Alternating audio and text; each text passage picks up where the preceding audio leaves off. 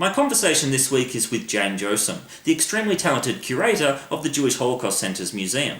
And Jayne's been a key driver of many of the recent developments at the centre, including the overall upgrade and essentially renewal of the whole museum itself, and the integration of a considerable amount of digital screen media. Let's see what Jayne had to say.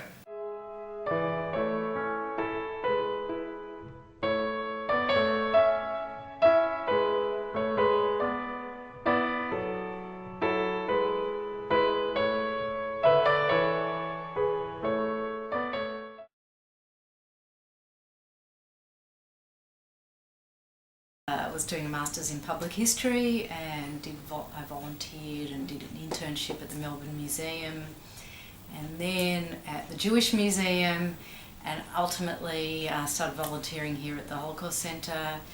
It was really interesting. I was working with the curator, Saba Feniger, who's a survivor, and just interacting with a lot of survivors, learning on, in the setting of a museum, learning about putting exhibitions together, and also having had experience, from a few other museums. So all those skills were combining. I hadn't originally thought I'll be working in a museum necessarily, but I started to really appreciate the medium for telling stories and conveying history. So I just sort of fell in love with the whole idea of working in a museum. So it was only 2 days a week back then, but over time it's become almost a full-time job. That's really the way. It was just by volunteering and learning in museums how they operate.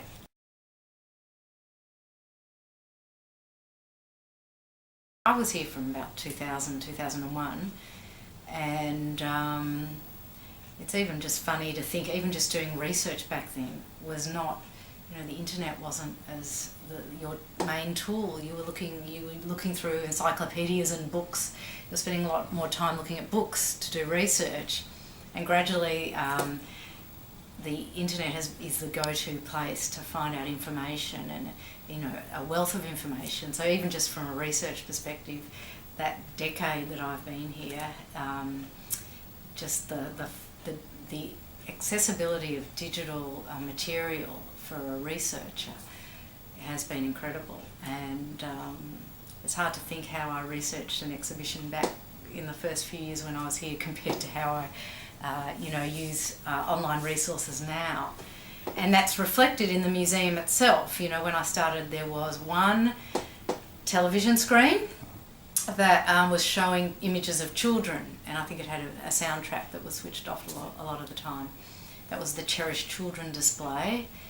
Then they got a bank of computers that never seemed to work, so that was a major headache. And it taught me early on that one of the challenges of putting screens in a museum is having the financial support on hand to be able to very quickly repair something that's gone wrong, because I find very annoying when I go into a museum and the screen's blank, it's not working, it's a reality, and it happens to us all, even just at our desks at work, but it's frustrating. So you want to know that when you're putting material into a museum, when you're putting screens in, you've got the ability to very quickly fix a problem.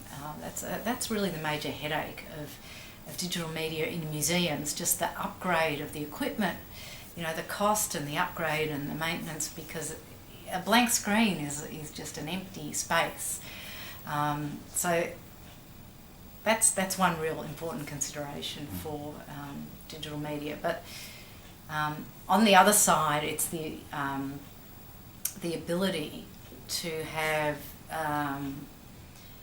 such a range of material at the disposal, at the easy access of a visitor, compared to what you can put in display cases and what you can put in panels on walls or images on walls. It opens up a huge range of resources to the visitor.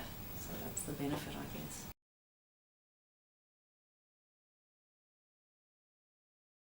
So there are two things that come to mind. First of all, The first challenge is, so we'll talk about interactive material second, but first of all, even just, we've got a number of screens which just have clips of survivors talking, and most of the clips only go for a minute or so.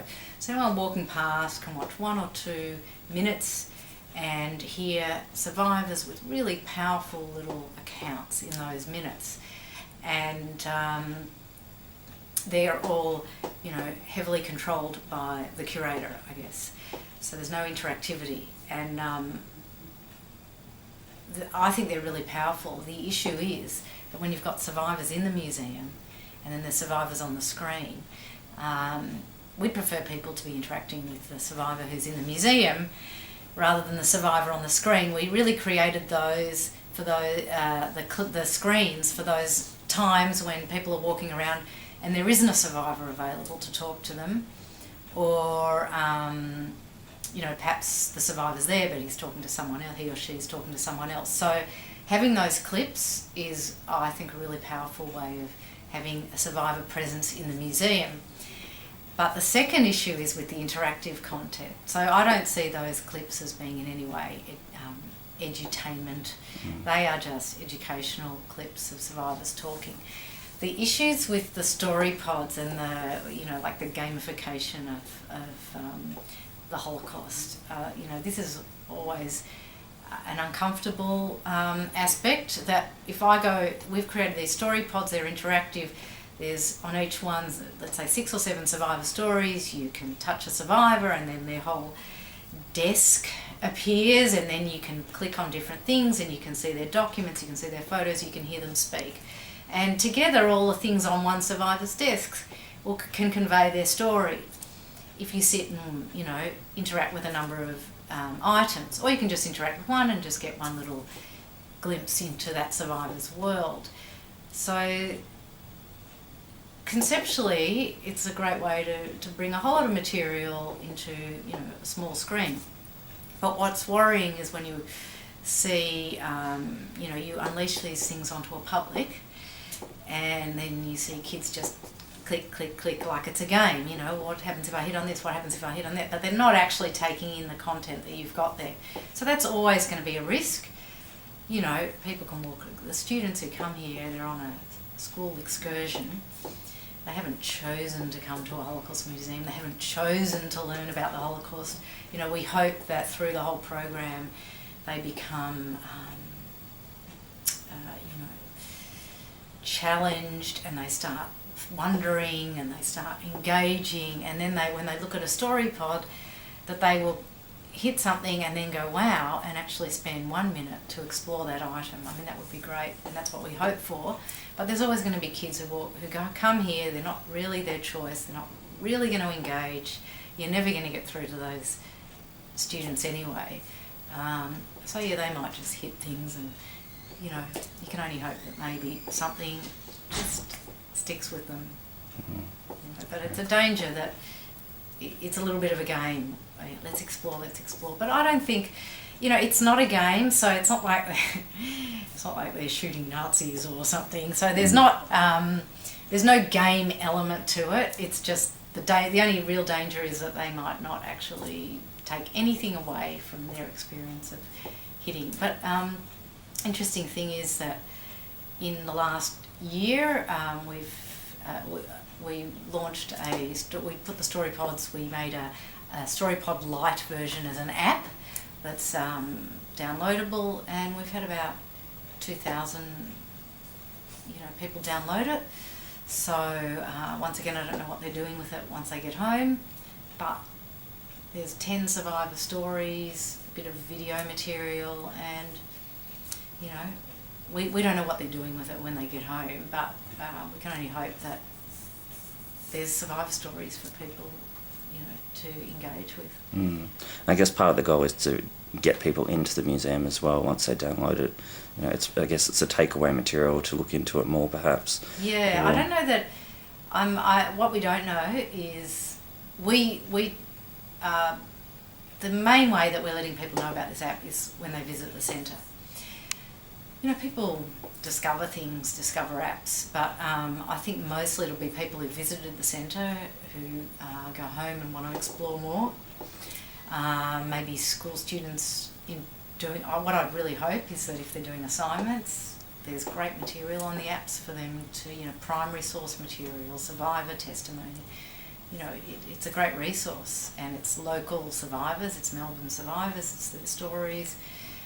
So I think that was probably the main audience for the app, people who visited the centre. So I don't know that it's so much a way in, but there will be people around the world. In fact, I don't know, I haven't really looked at the demographics of where the people are who are downloading it. But that would be interesting if there's people just, in Holland or America somewhere just stumbling upon it and learning about our centre, because it is a way to learn about the centre as well. Well, I've got 250 students plus in this unit, and so they'll be forced to choose to download it, Okay, hopefully in the coming weeks. By 10% or so our uptake. Yeah. No, it's a great little app. Yeah. It's free, so we're not making any money out of it. And the whole point of the museum is to provide access to information about the Holocaust, not to in any way make money. So, our goal is just to disseminate the history through, and mostly through personal experiences of that period, because I just find that's the best way for, you can read history books, and I recommend people do, but to really find out about how the Holocaust affected individuals, you've got to go to the individual stories.